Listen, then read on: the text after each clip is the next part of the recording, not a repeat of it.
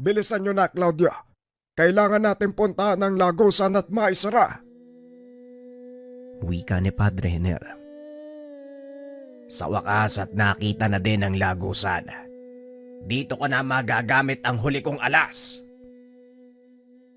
Tugon ni Claudio. Akmang aalis na sana ang mga ito nang biglang magpakita si Amatea sa totoong anyo. Pinadala ko ni Constantino upang tumulong. Wika ni Amatea. Kasunod nito ang paglitaw ng Atalante. Kung ganon, ano pa ang inaantay natin? Halina kayo! Sa kabilang banda, patuloy pa ring nakikipag-usap sina Constantino sa kalaban. Huwag mo sanang kalimutan na meron akong kakayahang tumawag ng mga nilalang. Yun ang isa sa mga naman ako sa aking ama. Wika ni Constantino. Napangiti naman si Lucifer. Kapangyarihan kung hindi dahil sa akin, hindi nyo mapapakinabangan. Tugon ni Lucifer. Bakit gusto mong kunin? Eto, ibabalik na namin sa'yo, kunin mo.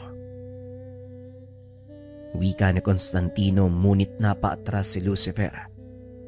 Sa kauna-unahang pagkakataon, nakaramdam ito ng takot sa isang nilalang nakawangis niya. Mag-antay ka dahil darating tayo dyan. Hindi lang ang kapangyarihan mo ang babawiin ko. Maging ang mundong ito ay idadamay ko na. Ako ang tagapagpadala ng liwanag. Ako ang hari ng impyerno. Kaya kung merong mang may karapatan sa mundong ito, walang iba kung hindi ako. Tugon ni Lucifer. Kaya ba kasangkapan mo ang simbahan para sa buktot mong gawain? Tugon ni Nimrod.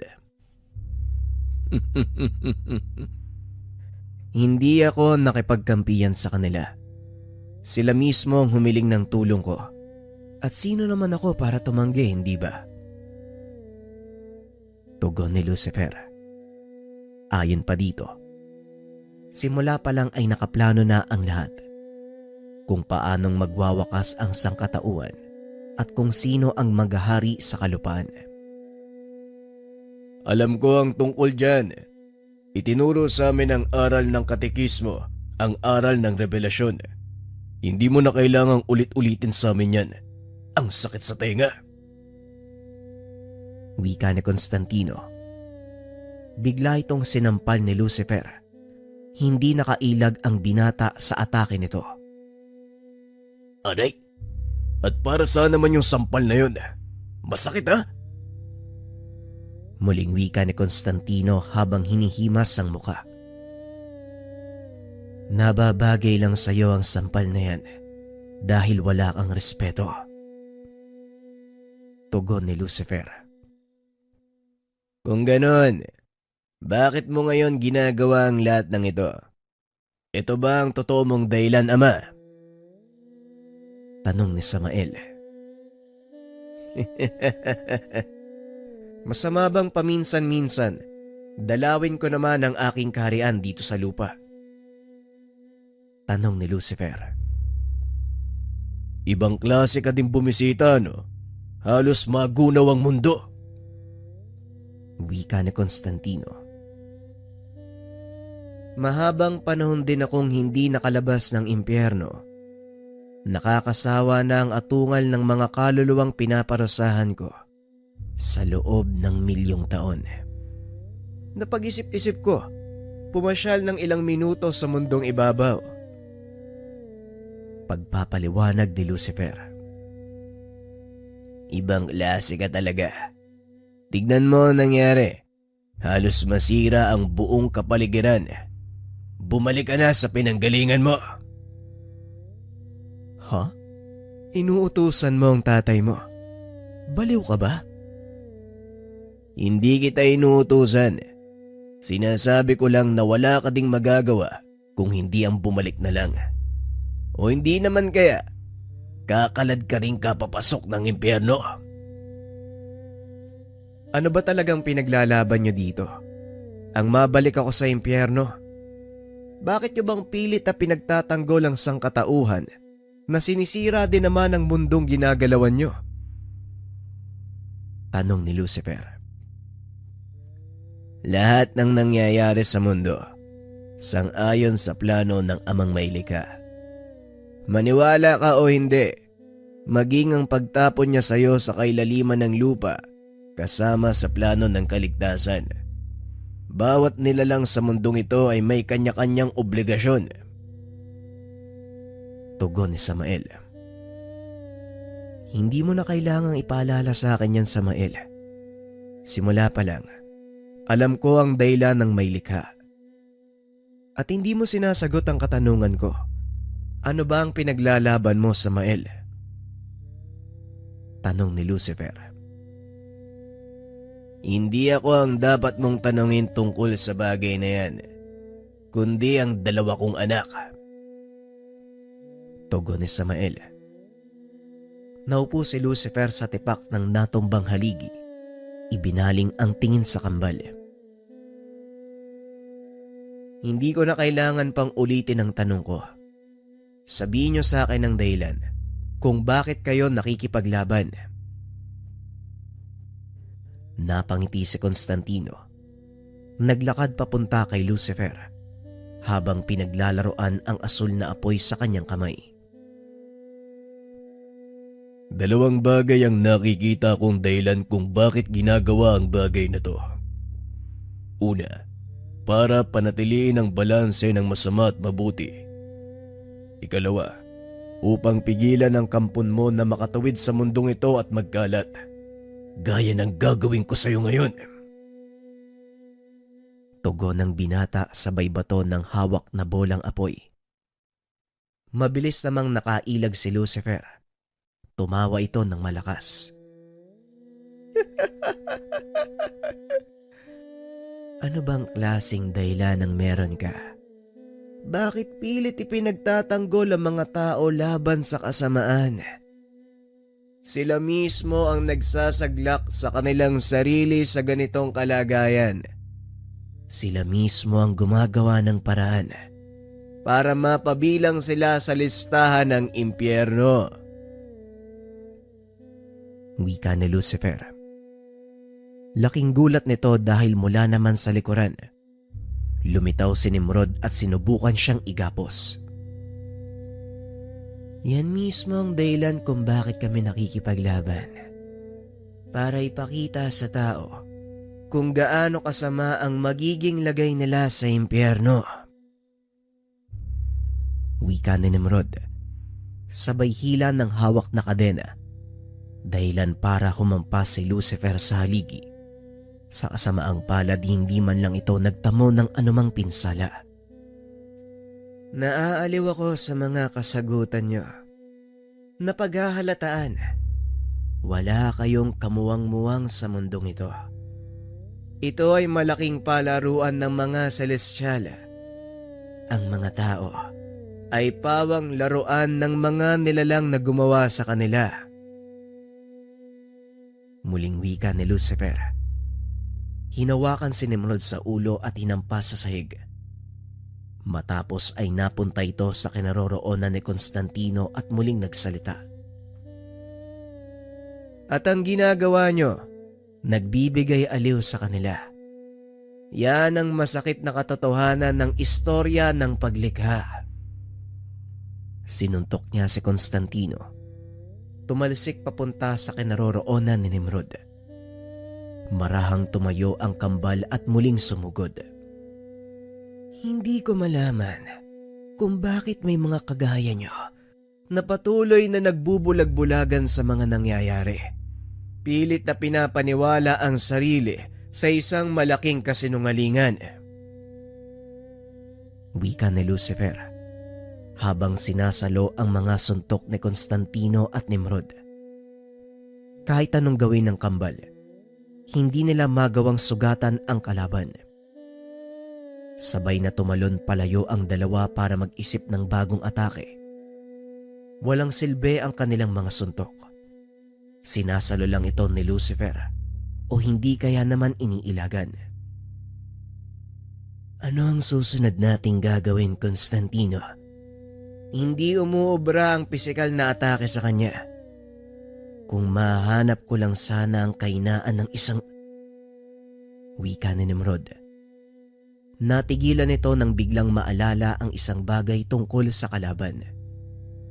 Samantalang sa kabilang dako naman, patuloy na nakikipagsagupaan sina Padre Jenner, Claudio, Amanda na nasa katauhan ni Amatea.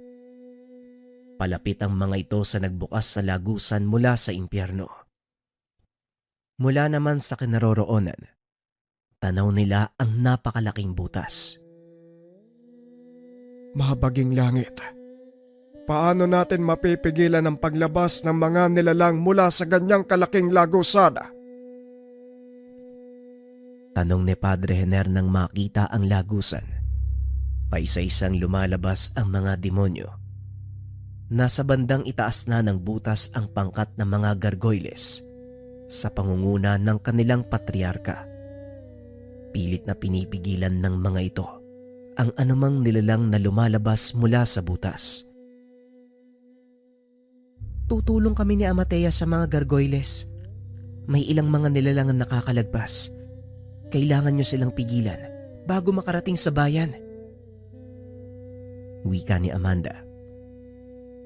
Walang problema. Kami na ng mga kasamaan ko ang bahala. Padre Jenner, maiwan na muna kita. Tugon ni Claudio. Humiwalay ng daan ang mga ito papunta sa ilang nilalang na tumatakbo papunta sa bayan. Mag-iingat ka, Claudio. Naway patnubayan ka ng Diyos.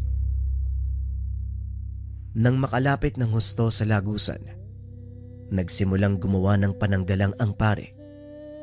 At dahil napakalawak ng sakop ng portal, alam ni Padre Jenner na matatagalan siya bago tuluyang malikop ng kanyang depensa ang buong lugar. Mula naman sa itaas, natatanaw ni Amanda ang mismong lagusan. Dinig nito ang sigaw ng mga kaluluwang pilit kumakawala mula sa kanilang kulungan. Ang ilan sa mga kaluluwa, paulit-ulit na hinagupit ng latigo. Ang ilan naman ay pinaparusahan sa pamamagitan ng paulit-ulit na pagpaparamdam ng mga nagawang kasalanan sa lupa. Hindi lubos maisip ni Amanda na ganong karaming mga kaluluwa ang napupunta sa impyerno. At kung sakaling magtagumpay man si Lucifer, magiging ganon ang anyo ng mundong ginagalawan ng kanyang mga anak. Patnubayan nawa kayo ng may likha, Constantino. Nimrod, huwag niyong hayaang maging impyerno ang ibabaw ng mundo. Wika ni Amanda sa sarili. Ilang sandali pa ay tuluyan ng nasakop ng pananggalang ni Padre Jenner ang buong lagusan. Lumapag ang mga gargoyles. Nag-anyong tao. Pinaikutan ng mga ito ang portal. Nagsimulang mag-usal ng mga inkantasyon upang maisra ito. Samantalang sa panig naman nila Claudio, sinimulan nila ang pagbuksa sa mga demonyong nagkukumahog na makarating sa bayan upang makapaminsala. Mga kasaba, kailangan silang mapigilan. Dahil sa oras na marating nila ang mga bayan, mas malaking problema ang haharapin natin. Wika ni Claudio. Kasalukuyan silang nakikipaglaban sa mga nilalang. Alam nilang wala silang panama dahil sa kakulangan ng bilang. Kaya naman napilitan na si Claudio na gamitin ang huli nitong sandata. Humanap ng tahimik na lugar si Claudio. Naupo at naglabas ng punyal.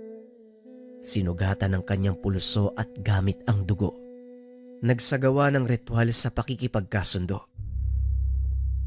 Hindi ko alam kung sino o anong nilalang ang matatawag ko mula sa ritual na ito. Pero ako'y nagsusumabo. Kayong mga kataas-taasang nilalang nanananahan sa kalikasan. Dinggin niyo ang aking pagtawag. Ito na ang oras ng inyong pagbangon. Wika ni Claudio. Nagliwanag ang ginawa nitong pentagramo. Pumaibabaw sa kalangitan.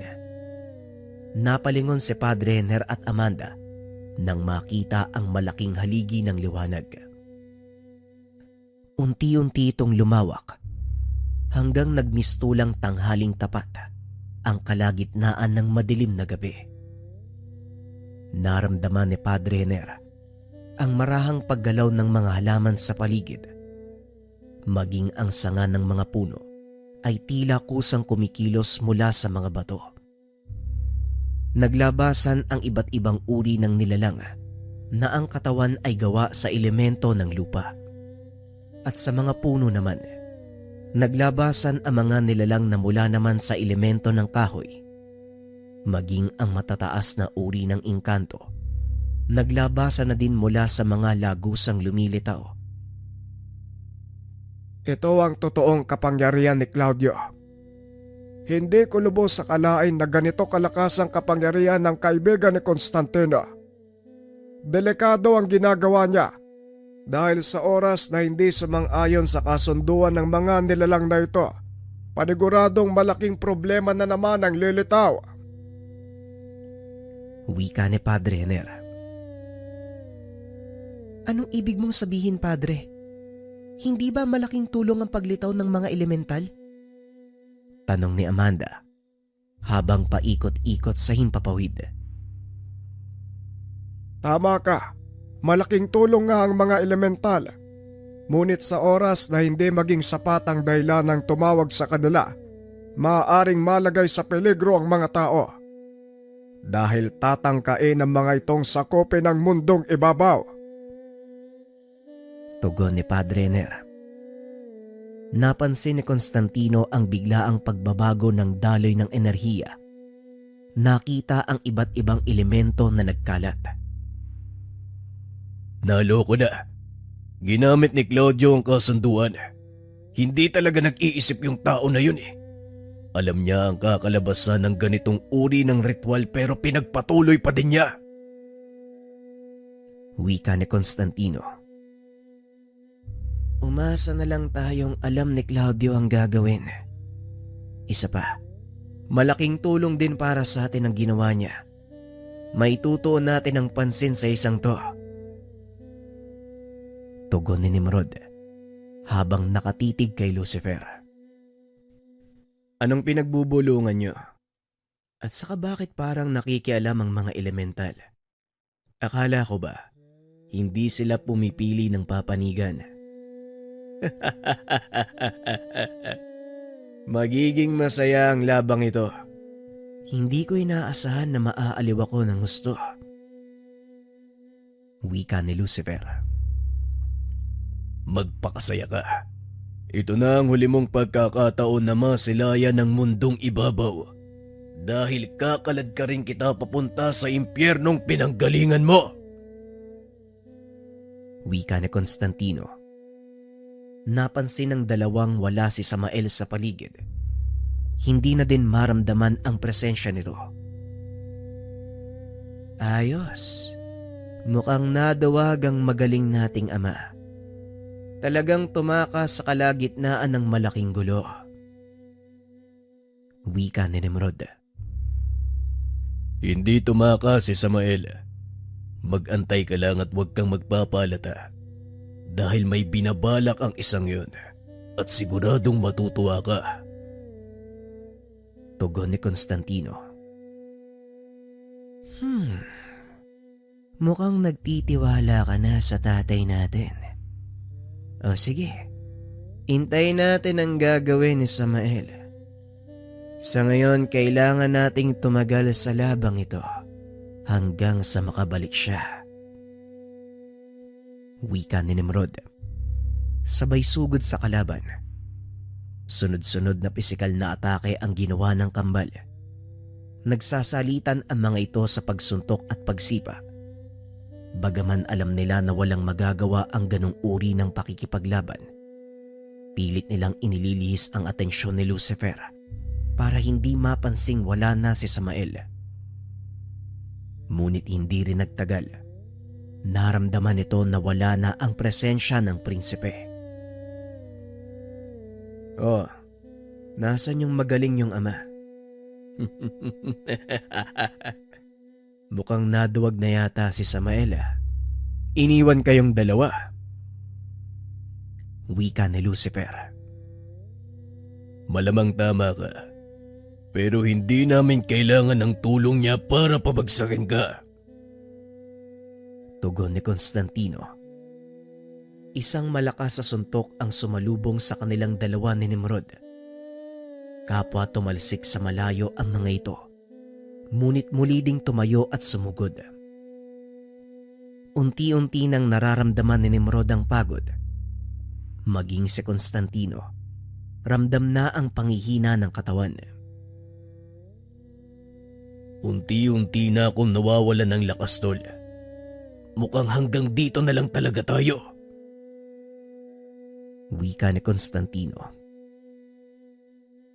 Ramdam ko na din ang panghihina, Constantino.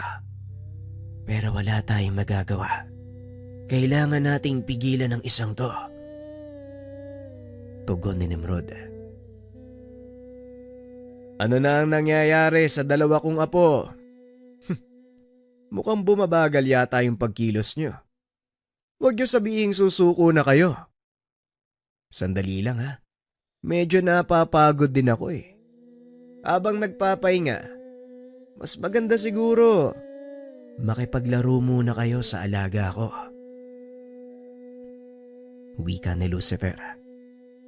Lumabas mula sa kanyang anino, asong may 3 ulo. Sumugod ito papunta sa kinaroroonan ng dalawa. Sa hindi inaasahang pagkakataon lumitaw sa harapan nila si Atalante. Sinalubong ang nilalang. Sinalubong ang alaga ni Lucifer. Kinuha naman ang kambalang pagkakataon para makabawi ng lakas. Gamit ang kakayahan ni Nimrod, gumawa ito ng pananggalang upang ikubli ang presensya nila ng kakambal. Ilang minuto lang ang kayang itagal ng sabulag na ito, Constantino. Kaya mag-isip ka na ng susunod nating gagawin bago pa tuluyang mawala ang epekto ng sabulag ko. Wika ni Nimrod. Oo na. Eto na, nag-iisip na. Tugon ng kambal. Kaso nga lang wala na itong maisip na paraan. Halos lahat ng nalalaman ay nagamit na sa pakikipaglaban kay Lucifer. Ni isa sa mga ito ay hindi umubra. Maliban na lang sa isa. Naaalala mo ba yung asul na apoy na ginamit ko kay Demus? Tanong ni Constantino. Naaalala ko. Pero hindi uubra kay Lucifer ang ganong atake. Sa kanya nang galing ang kapangyarihang yon. Tugon ni Nimrod. Alam ko. Pare-pareho silang mga celestial, hindi ba? Kung tumalab kay Demus ang apoy, bakit hindi natin subukan sa kanya? Wala namang mawawala, tol eh. Mas mabuti nang sumubok tayo kaysa mamatay ng walang ginagawa. Muling wika ni Constantino. Kailangan mong mag-ipon ng sapat na enerhiya upang gumawa ng bolang asul na apoy. Gamitin mo ang natitirang 2 minuto ng sabulag ko. Kakayanin ba? Tanong ni Nimrod. 1 minuto lang ang kailangan ko. Tugon ng kakambal. Hinayaan nitong mag-ipon ng enerhiya si Constantino habang pinapanatili ang sabulag. Makalipas ang 1 minuto, nakabuo ng maliit na bola ng asul na apoy si Constantino. Halos kasing laki ito ng kanyang kamao. Kaya naman nag-alala si Nimrod na baka hindi ito umubra. Yan na ba yun, Constantino? Mukhang hindi gagana yung plano mo. Tanong ni Nimrod. Magtiwala ka lang sa akin. Kailangan kong makalapit sa kanya ng husto para maibaon ang bolang ito sa dibdib niya. Tugon ni Constantino. Ako nang bahala doon. Sa oras na ibaba ko ang sabulag, magtago ka sa likod ko. Gagawa ako ng butas sa kanyang depensa para makapasok ka. Wika ni Nimrod. Ilang segundong nakalipas. Tuluyan nitong ibinaba ang kanyang sabulag. Laking gulat ni Lucifer. Biglang lumitaw ang binata sa kanyang harapan. Sinuntok siya sa pisngi. Matapos ay kagad naglaho si Nimrod. Nanlaki ang mga mata ni Lucifer dahil nakaumang sa harap niya ang kamay ni Constantino na may hawak na asul na bolang apoy. Eto! Lunukin mo ng buo! Wika ni Constantino. Sabay dikit ng apoy sa dibdib ng demonyo. Napasigaw ito sa sobrang sakit. Mabilis namang nakalayo si Constantino dahil biglang natupok ang katawan ni Lucifer. Napangiti si Constantino dahil nagtagumpay ang plano. Magaling, Constantino. Gumana ang plano mo. Huwag ka munang magdiwang. Hindi pa tayo tapos. Pansamantalang pinsala lang ang maaaring idulot nito sa kanya. Alam mo kung gaano kalakas ang kapangyarihan ng isang yan. Wika ni Constantino. Matatagalan siya bago makabawi. Tignan mo, halos matupok maging ang mga buto niya. Tugon ni Nimrod. Nakikita ko at alam kong matagal maghilom ang ginawa nating pinsala. Sapat na oras para antayin ang pagbabalik ni Samael. Pag-uusap ng dalawa. Naglaho na din ang alaga ni Lucifer. Kaya naman bumalik ang Atalante sa kinakatayuan ng dalawa para protektahan ang mga ito. Nimrod, makinig ka sa akin. Kahit anong mangyari, kailangan may isa sa ating makaligtas. Kaya sa oras na alam mong nasa panganib na ang buhay ko, umalis ka. Wika ni Constantino na ikinagulat naman ng kakambal. Ano bang sinasabi mo? Sabay tayong aalis sa lugar na ito. Walang maiiwan o tatakas. Tugon ni Nimrod. Ito ang katotohanan ng kasalukuyang sitwasyon, Nimrod. Maaaring hindi natin kayanin ang puwersa ni Lucifer. Kung pareho tayong mapapahamak, sino pa ang magpapatuloy ng laban? Pagpapaliwanag ni Constantino. Kaya nga kailangan nating makaligtas pareho. Dahil kung isa lang sa atin ang mabubuhay, wala ding silbi. Kung hindi natin kakayanin ng laban, umatras tayo. Ganon lang kasimple. Minsan, Constantino, hindi karawagan ang pag-atras. Gawain ito ng mga matatalinong mandirigma at hindi ng mga duwag. Tugon ni Nimrod. Para kang si Pops kung magsalita. Pag nakaligtas tayo dito, umiwas-iwas ka ng kakadikit sa matandang yun, ha? Napangiti na lang si Nimrod sa sinabi ng kapatid. Habang tinititigan si Constantino, nagbabalik tanawang binata sa lahat ng kanilang pinagdaanan. Hindi nito akalaing aabot sila sa ganong sitwasyon na maging ang hari ng impyerno makakaharap sa isang laban. Lumipas ang ilang minuto, unti-unting nabubuo ang katawan ni Lucifer. Nakabawi na din ng lakas ang kambal. Kaya naman naganda na ang mga ito sa susunod na atake. Sa kabilang dako, patuloy ang pakikipaglaban nila Amanda at ng mga gargoyles. Samantalang si Claudio naman, nakikipag-usap sa isang mataas na elemental. Mukhang nagkakagulo ang mundo niyong mga tao. Ano naman ang kinalaman ng mga diwata sa kaguluwang ito? Tanong ng elemento. Isa itong maharlikang diwata. Nakatayo sa likod nito ang 4 na malaking nilalang. Una sa lahat, nagpapasalamat ako sa pagpapaunlak nyo sa aking pagtawag kabahalan. Ganon din sa inyong mga hari ng 4 na teritoryo sa kabilang dimensyon. Tama kayo. Nasa malaking kaguluhan ng mundong ito. Yon ay dahil sa paglabas ng hari ng impyerno mula sa kailaliman.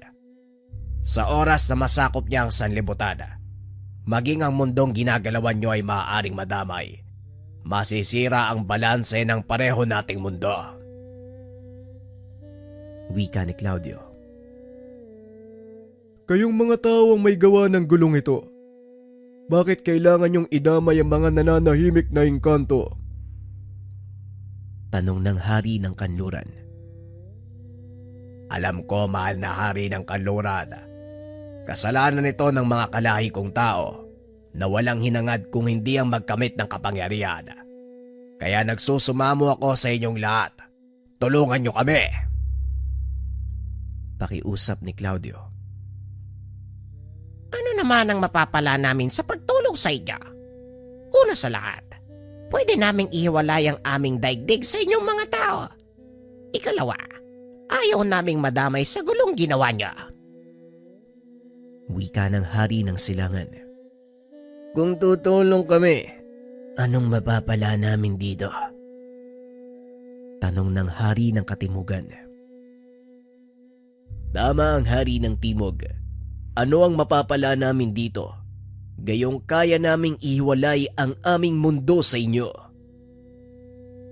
Tugon ng hari ng hilaga. Mga kamaalad, mawalang galang sa inyong mga kataas-taasang pinuno. Pero maaari ko bang ipaalala ang isang kaganapan? Tanong ni Claudio. Magsalita ka. Nang mga panahong nagkaroon ng kaguluhan sa inyong mundo, tumulong ang mga tao, tama ba ako? Ngayon ang katanungan ko, narinig niyo ba ang mga taong ito na magtanong kung anong mapapala nila sa pagtulong? Hindi naman, di ba? Bakit kaya?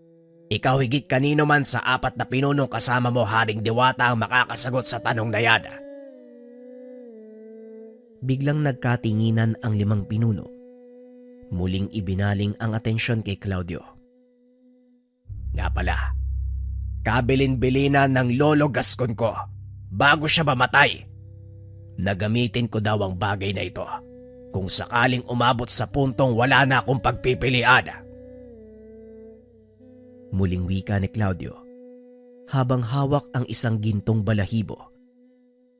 Nanlaki ang mga mata ng mga hari ng diwata. Kilala niya ang balahibong iyon. Yan ang balahibo ni Apo Remus.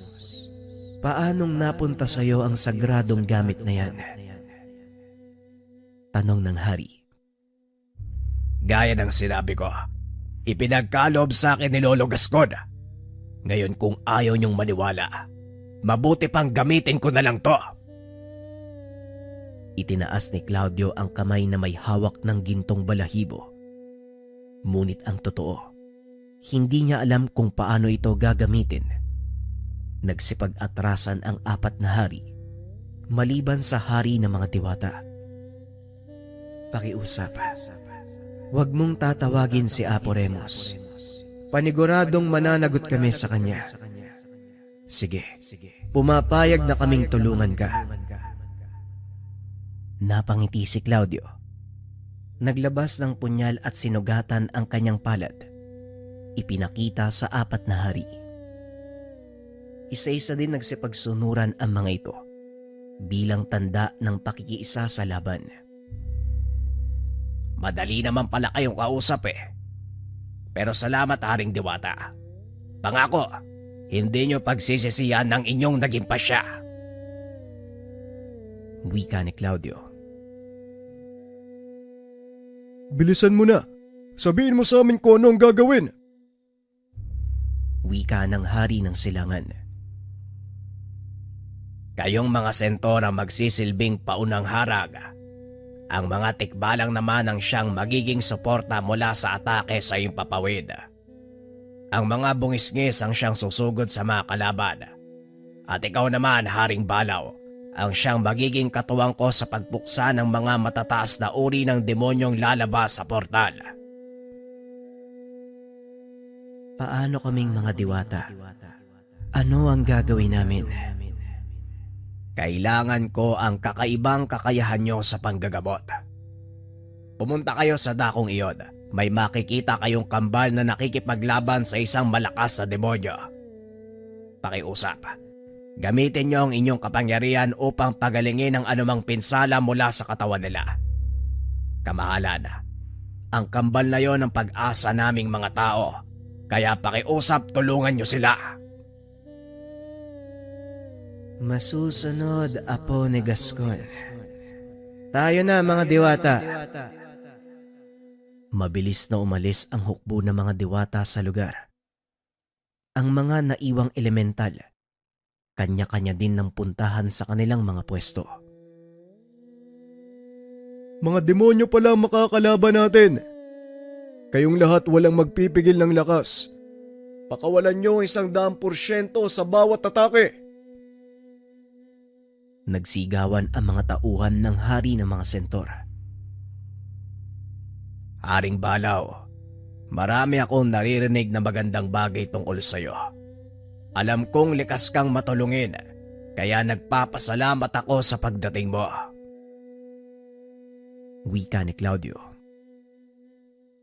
Wala lang akong magawa sa ngayon at gusto kong makipagbugbugan. Kaya ako nandito. Hindi mo kailangan magpasalamat. Wika ni Haring Balaw. Nagsipagsugod ang mga ito papunta sa mga demonyong nagkalat sa lugar. Gaya ng sinabi ni Haring Sentor, wala ni isa sa kanilang mga sundalo ang nagpigil sa pag-atake. Ramdam sa paligid ang malakas na pagyanig sa bawat suntok, tadyak, hataw ng kanilang sandata sa mga nilalang mula sa impyerno. Habang nangyayari ang labanan, nakita ng hari ng mga diwata sina Constantino at Nimrod. Nakaupo sa isang sulok habang binabantayan ng Atalante. Napatingala ang nilalang at umangil ng malakas. Napatingin si Nimrod sa direksyon kung saan nakatingin ang Atalante. Nakita nito ang unti-unting pagbaba ng mga nagliliwanag na nilalang. Kayo ba ang kambal na sinasabi ni Claudio? Naparito kami upang tumulong. Wika ng hari ng mga diwata. Tignan mo nga naman. Akalain mo yun, nagtagumpay si Claudio. Tugon ni Constantino habang pilit na tumatayo. Ano ba ang nangyari sa kalaban niyo? Bakit hindi siya umaatake? Tanong ng hari. Pansamantalang naparalisa ang katawan niya dahil sa ginawang atake ng kakambal ko. Ngunit ilang minuto lang, muli na naman siyang mabubuo at paniguradong magpapakawala ng matinding puwersa. Nga pala, yung nilalang na yan, walang iba kung hindi si Lucifer. Teka, nagbibiro ka ba? Seryoso ko. Ang kalaban namin, hari ng impyerno. Walang nasabi sa akin ang apo ni Gascon. Pero nandito na kami, kaya wala nang dahilan para umatras. Manatili kayo sa inyong kinakatayuan habang pinapagaling ko ang inyong mga pinsala. Mga diwata, protektahan ang paligid ng dalawang ito. Huwag niyong hayaang makapasok ang anumang atake mula sa kalaban. Wika ng hari. Sinimulan niya ang paggamot sa pinsala ng dalawang binata. Samantalang si Lucifer naman, unti-unti nang bumabalik sa dati. Ano tong nakikita ko? Talagang punong-puno kayo ng sorpresa. Hindi ko nagustuhan ang huli niyong ginawa. Mga lapastangang apo. Wika ni Lucifer. Apo, tama ba ang narinig ko? Apo kayo ng kalaban natin. Tama ang narinig mo. Lolo namin ang hari ng impyerno. Ay nako, tama nga ang sinabi niya. Punong-puno nga kayo ng sorpresa. Ano pa ang susunod kong malalaman? Si Samael ang tatay nyo. Tama po kayo. Si Samael nga ang ama namin. Pambihira. Away pamilya ang pinasok ko. Pero ano pa nga bang magagawa? Nandito na to eh. Pasensya na. Pero hanggang panggagamot lang ang kaya naming maitulong. Hindi kami pwedeng makialam sa away nyo. Ginamot mo kami, kaya ang ibig sabihin nun kakampi ka namin. Paanong hindi ka makikialam? Tugon ni Constantino. Sinaway naman ito ng kakambal. Pwede ba, Constantino? Huwag kang pilosopo. Mamaya niyan, bawiin niya yung tulong sa atin eh. Wika ni Nimrod. Nanahimik naman si Constantino. Ilang sandali pa naglakad na si Lucifer papunta sa kanilang kinakatayuan. Nanlaki mga mata ni Nimrod. Sinubukan itong magtaas ng depensa pero hindi nito magawang ikilos ang mga kamay. Kami na ang bahala. Magpagaling kayo. Wika ng hari, sabay bunot ng kanyang espada. O Engkanto, Sigurado ka bang gusto mong labanan ng hari ng impyerno? Wika ni Lucifer. Mukhang alam ko na kung saan nagmana ng kakitiran ng utak ang isa sa mga apo mo. Nakatayo na ako sa harap mo. Ano pa sa tingin mo ang ginagawa ko? Wika ng hari. Tignan natin kung kaya mong panindigan ang mga sinabi mo. Baka nakakalimot ka. Sa akin ang galing ang kapangyarihan yung mga elemento. Wika ni Lucifer. Yan din ang akala ko. Ilang daang taon akong naniwala sa kasinungalingan na yan. Hanggang sa isang tao ang nagbukas ng aking isipan sa katotohanan na ang kapangyarihan naming mga diwata ay mula sa may likha. Tugon ni Haring Ragon. Kung hindi dahil sa rebelyong pinamunuan ko, wala ka sa kinakatayuan mo ngayon. Tampalasang hari. Ano naman ang gusto mong gawin ko? Tanawing utang na loob ang buong pagkatao ko sa rebelyong iyon. Pasensya na, hindi ko siya ideolohiya. Tugon ng hari at tinaas ang kanyang espada. Bagyang napatras si Lucifer. Dahil ang sandatang iyon ay isang uri ng celestial na talim. Sandata ng mga anghel na binigyan ng amnestiya ng may likha at naging tagapangalaga ng balanse ng mundo. Sa oras na masugatan nito ang isang nilalang mula sa kalangitan, hindi na maaaring maghilom ang sugat. Sa makatuwid, ito lang ang tanging sandata na makakapatay sa kanila. Paano mong napanatili ang sandatang yan sa iyong pangangalaga? Hindi ba binawi ito ng may likha noong pinatapon kayo sa lupa? Tanong ni Lucifer. Sa pagkakataong iyon si Nimrod ang sumagot. Ang espadang hawak ng hari ng mga diwata, isa lang sa mga banal na sandata na ipinagkatiwala ng may likha sa mga elemento. Hindi ako makapaniwala na wala kang alam sa ganitong bagay, Lolo. Wika ng binata habang pinapatunog ang kanyang kamao.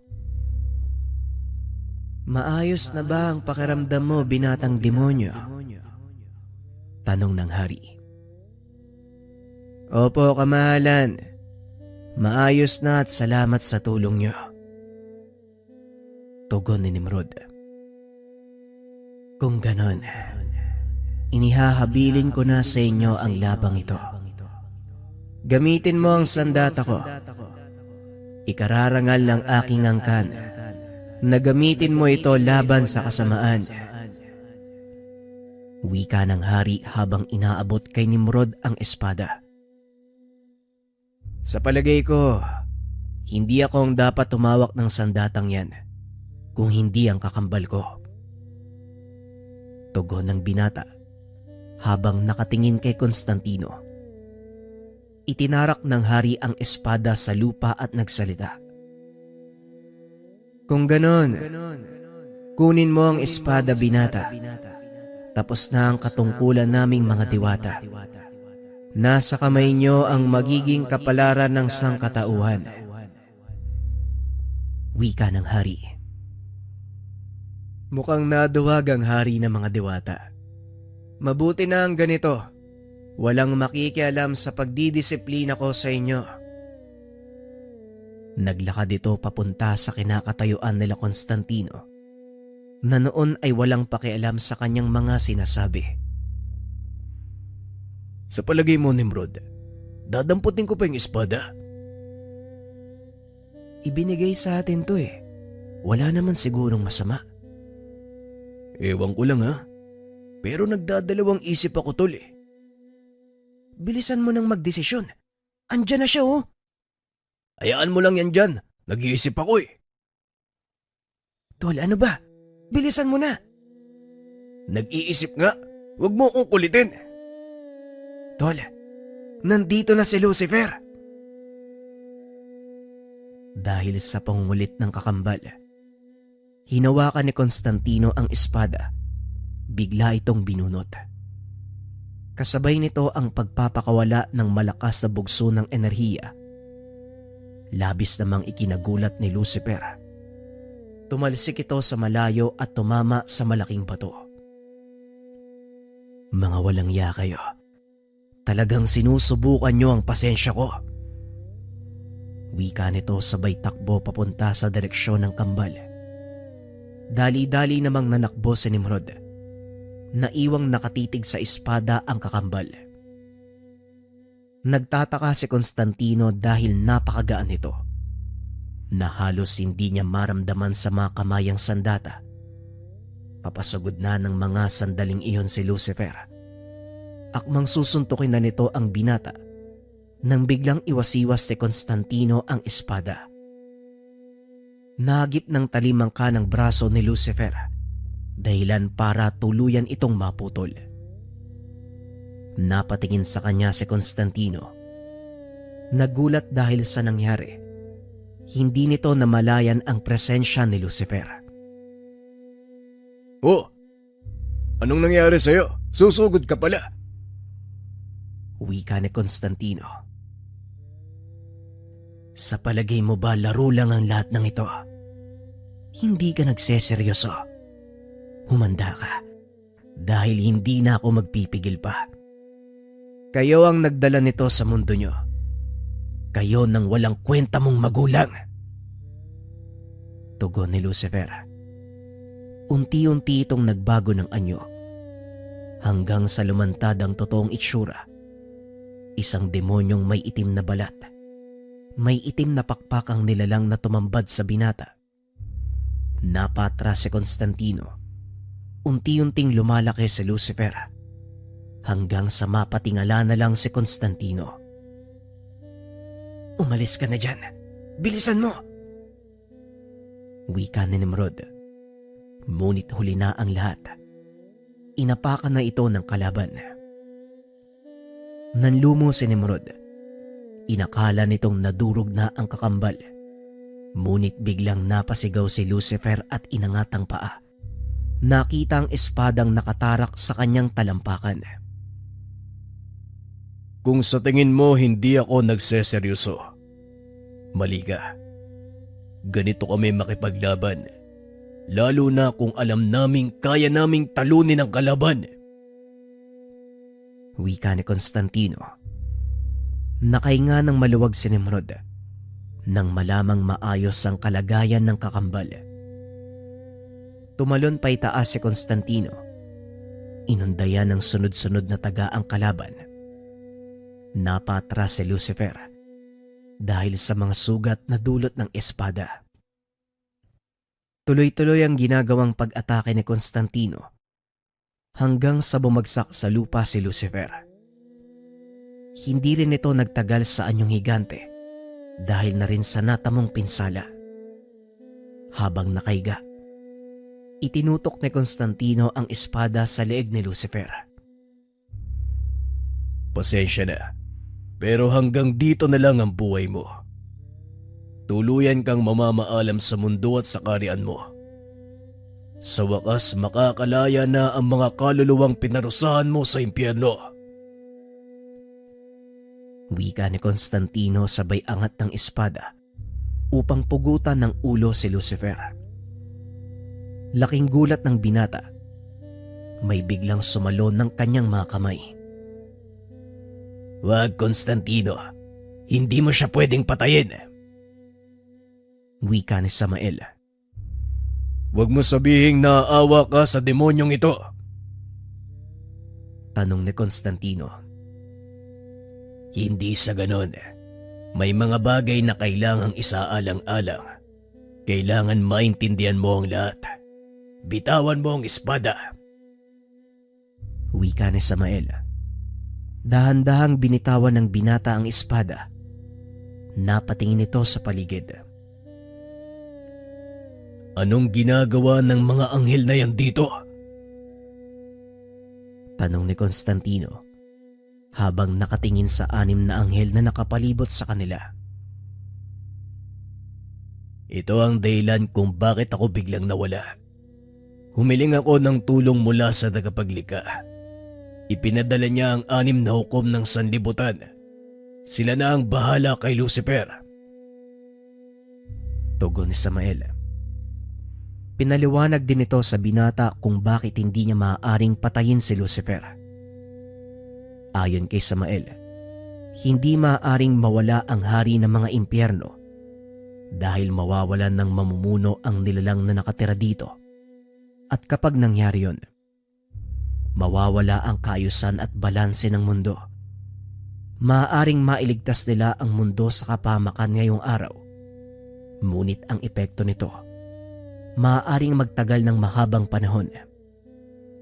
Sa oras na mawala si Lucifer, magiging impyerno ang ibabaw ng lupa dahil paghaharian ito ng mga demonyo. Si Lucifer ang tagapangalaga ng kailaliman. Sa ayaw at sa gusto nyo, bahagi siya ng perpektong plano ng Diyos sa mundo.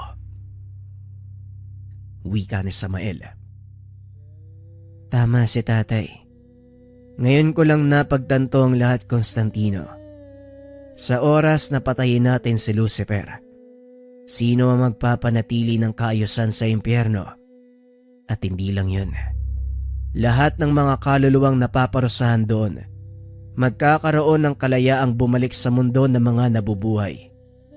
Maniwala ka sa akin. Yon ang katapusan ng mundo kung sakali. Tugon ni Nimrod. Ang ibig yung sabihin, pinaglalaroan lang tayo dito. Anong klaseng kalokohan to? Tignan nyo ang kapaligiran. Marami nang namatay at nagbuwis ng buhay dahil lang sa ano? Tanong ni Constantino. Nakakalungkot mang isipin pero tama ka, Constantino. Maging ang hari ng mga demonyo, nagawang linlangin ng kung sino mang may pasimuno ng lahat ng ito. Huwag kang mag-alala dahil anumang oras, magpapakita na ang taong tinutukoy ko. Wika ni Samael. Ano pang tinutunganga ng 6 na anghel na yan? Sila ang magdadala kay Lucifer pabalik sa impyerno dahil yun naman ang nararapat. Tugon ni Samael. Sa hindi malamang dahilan, nakaramdam ng awa si Constantino sa hari ng impyerno. Nagpagod tayo dahil lang sa kagagawan ng isang tao. Sa oras na makita ko siya, wala kong ititira. Uubusin ko ang lahat ng natitira kong lakas para gulpin siya. Wika ni Constantino. Biglang may tumawa ng malakas. Mula sa loob ng sirang simbahan, nanlaki ang mga mata ng lahat dahil ang taong iyon, walang iba kung hindi ang kasalukuyang punong obispo. Sa kabilang dako, laking gulat ni Claudio. Biglang nag-atrasan ang mga demonyong kalaban. Bumalik sila sa portal at kusa itong nagsara. Teka, anong nangyayari? Bakit nagsasara ang portal? Nagtagumpay ba tayo, Amanda? Tanong ni Claudio. Mukhang gano'n na nga, Manong. Halika, pumunta tayo kay na Constantino. Tugon ni Amanda. Ilang sandali lang ay nakabalik na sila sa basilika. Nagulat sa nakita. Mabaging langit. Anong nangyari dito? Bakit may mga anghel? Tanong ni Claudio. Hindi to makapaniwala dahil sa kauna-unahang pagkakataon. Nakakita ito ng anghel. Nagtagumpay nga ang plano ni Samael, Manong Claudio. Pero nung ginagawa ng punong obispo? Tanong ni Amanda. Muling nagbalik ang mga alaala ng panahong pinatawan siya ng kamatayan. Napatunayan ko na ngayon na may kainaan pala maging ang hari ng demonyo. Ikaw batang eksorsista, ibigay mo sa akin ang espada. Kailangan mong isuko ang sandatang yan dahil pagmamay-ari ito ng simbahan. Wika ng punong obispo. Bulag ka ba? Kita mong hawak ko eh. Tapos sasabihin mo pagmamay-ari ng simbahan. Tugon ni Constantino. Hindi ko na uulitin pa ang sasabihin ko. Pagsisisihan mo kapag hindi mo isinuko ang sandatang yan.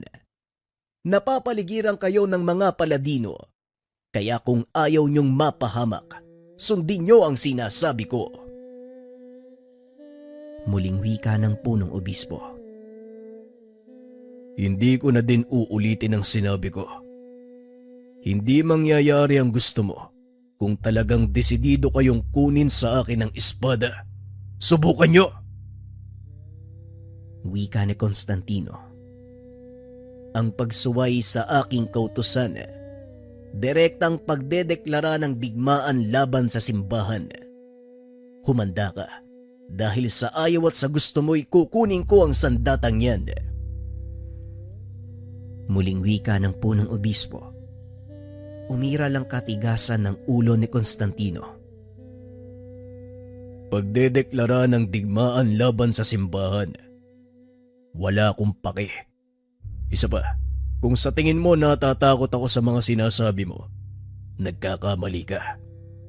Nakalimutan mo yata kung sino ang kausap mo. Wika ni Constantino. Muling nagliyab ang asul na apoy sa ulo at buntot ng binata. Dito na nakaramdam ng takot ang obispo. Akmang tatakbo na sana ito palayo nang bigla siyang harangin ni Nimrod. Hindi ka na makakaalis pa sa lugar na ito. At ang mga sinasabi mong paladino, pasensya na. Mga kaibigan namin silang naniniwala. Inosente kami sa krimen na binibintang mo. Wika ni Nimrod. Pasensyahan tayo dahil naipangako ko na sa sarili ko. Uubusin ko ang natitira kong lakas para gulpihin ka. Itinarak ni Constantino ang hawak na espada sa lupa. Pinagsusuntok ang obispo. Hindi huminto ang binata hanggat hindi bumabagsak ang kanyang kalaban. Yan ang bagay sa'yo. Hindi kita papatayin dahil gusto kong magsilbi kang ehemplo sa mga taong kagaya mo. Wika ni Constantino. Matapos ay bumagsak ang binata. Kasunod nito ay nawalan ng malay si Nimrod. Ilang sandali pa, maging si Constantino ay nawalan ng malay. Nang magising, nagbalik na ito sa anyong tao. Anong nangyari nung nawalan ako ng malay? Teka, nasaan si Pops? Tanong ng binata. Maya-maya ay narinig ng mga itong sumisigaw si Padre Henner. Nandito ako! Ay pasensya na, natagalan ako sa pagsunod. Gawa ng nakaidlip ako paggising ko wala nang mga kalaban. Wika ng pare. Napangiti na lang si Constantino. Masaya ang binatang nasa maayos na ang lahat. Matapos ang kaguluhang iyon, muling ibinangon ng mga naiwang eksorsista ang basilika. Naging himpilan din ito ng mga gargoyles. Samantalang sina Constantino naman ay piniling bumalik sa bansa. Mabuti na lang at hindi nangyari dito ang laban. Malamang malaking pinsalang madudulot nun. Oo nga, buti na lang talaga. Tay, anong balak nyo ngayon? Siguro kailangan ko munang magpalamig. Isa pa, ilang siglo na din ang nakalipas. Maraming nagbago sa mundong ito Kaya mag-ikot muna ako kasama ang inyong ina. Tugon ni Samael. Bahala ka sa buhay mo. Basta nandito lang kami ni Nimrod sa monasteryo. Huwag kang gagawa ng anumang gulo. Kakalbuin kita. Wika ni Constantino. Napakamot na lang sa ulo si Samael. Pasensya na po, tay. Ganyan talaga magsabi ng mag-ingat ka si Constantino. Ingat ho kayo. Nandito lang kami sa monasteryo. Wika na ni Nimrod. Maraming salamat mga anak. Kayo din, siguraduhin niyong palaging tama ang pipiliin niyo. Tugon ni Samael. Sa paglipas ng mga taon, hindi na muli pang natagpuan si Samael. Matapos itong umalis sa monasteryo, hindi na siya bumalik pa. Kasakasama nito ang alagang Dryad at Atalante ni Constantino. Ginawa ito ni Samael para makapamuhay ng normal ang kanyang mga anak. Lalo pat tapos na ang digbaan laban sa mga demonyo. Lumipas ang maraming taon, nagpatuloy sa pag-aaral ang dalawa. Kapwa nakapagtapos sa kursong pinili. Nagpatuloy si Nimrod bilang pare. Pinangasiwaan ang kanilang monasteryo.